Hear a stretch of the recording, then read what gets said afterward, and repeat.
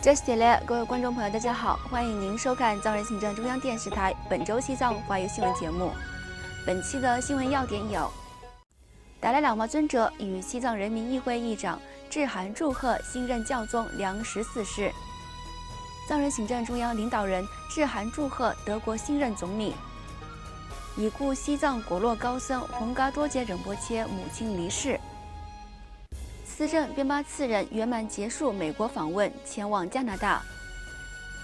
第7届丹增嘉措科学学者项目6名学生结业。驻尼泊尔办事处秘书长参与2025年欧洲日庆祝活动。下面请看详细内容。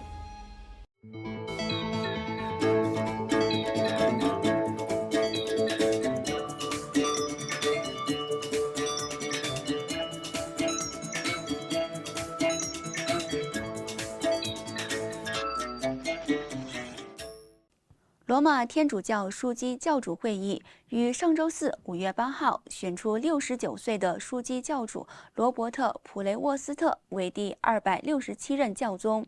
名号为良14世。西藏精神领袖第14世达赖喇嘛尊者与西藏人民议会议长康波索南丹培分别致函祝贺。达赖喇嘛尊者和议长在贺函中，在祝贺新任教宗的同时，赞扬他坚定的致力于慈悲、和平与正义的承诺，并希望他所传递的仁爱与道德勇气的信息能够引导世界走向更加的和谐与和平。此外，西藏人民议会议长康波索南丹培与司政边巴次仁于上周分别致函弗里德里希·梅尔兹，祝贺他当选为德国联邦政府新一任总理。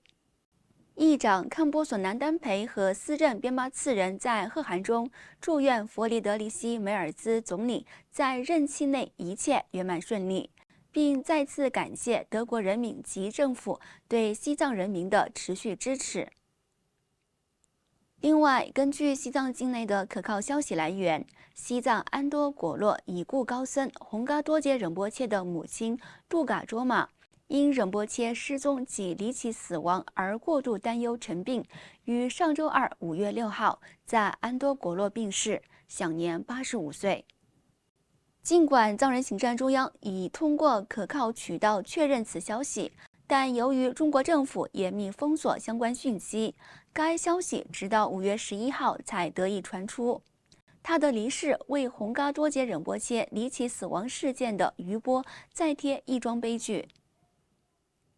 此外，在美国首都华盛顿特区圆满完成与美国政界的一系列高层会晤后，藏人行政中央司政边巴次仁继续前往加拿大展开访问。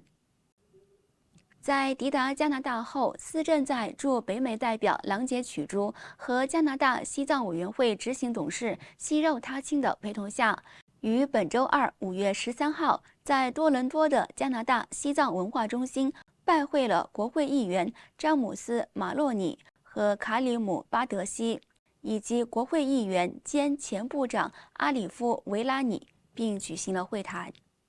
5月14号，司政边巴次仁在蒙特利尔会见了魁北克政团领导人伊夫·弗朗索瓦和国会议员亚历克西斯·布鲁内尔，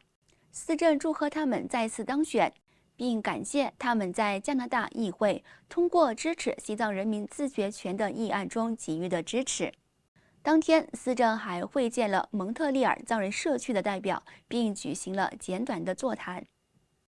而在访问美国期间，司政与华盛顿知名智库布鲁金斯学会的专家以及中国问题研究人员进行了深入的交流。在拜访国会山庄时，司政边巴次仁分别会见了众议员麦克劳勒、杰米拉斯金、阿米贝拉、乔威尔逊及参议院外交关系委员会工作人员。他还与美国对外关系委员会的资深外交官埃利奥特·埃布拉姆斯就藏中冲突与美国战略利益关系等重要议题进行了深入探讨。在结束对华盛顿特区的访问后，司政前往马萨诸塞州的阿莫斯特藏人社区，并与当地藏人青年进行会面，讲解了青藏高原地缘战略的重要性，并与阿莫斯特及纽约州的伊萨卡的藏人民众分别进行了交流。与此同时，参与第7届丹增嘉措科学学者项目的6名藏传佛教僧尼，于本周一5月12号，在美国亚特兰大埃默里大学举行的第108届毕业典礼上获颁证书。毕业僧尼在毕业典礼上致辞时，对达赖喇嘛尊者与埃默里大学之间的长期合作表示感恩，强调该合作项目使他们有机会参与为期2年的科学教育项目。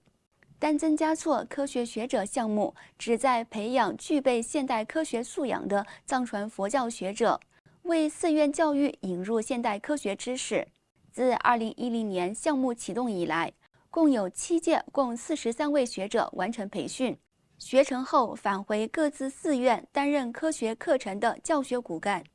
该项目是埃默里西藏科学合作计划的核心部分之一，于2006年在达赖喇嘛尊者的倡议下，与达兰萨拉的西藏图书与文献资料馆合作启动。该项目得到了达赖喇嘛基金会与埃默里大学的大力支持。请继续收看本期节目的最后一则消息。藏人行政中央驻尼泊尔办事处秘书长冈玛谦参于上周四5月8号在加德满都参加了由欧盟驻尼代表团主办的2025年欧洲日庆祝活动。尼泊尔副总统拉姆萨哈亚亚达夫出席活动，并担任主宾。欧盟驻尼泊尔代表团团长维罗尼克·洛伦佐大使担任特别嘉宾。观众朋友们，以上就是本期节目的全部内容。欲了解更多有关西藏境内外的讯息，请登录屏幕下方的网址。感谢您的收看，我们下期节目再会。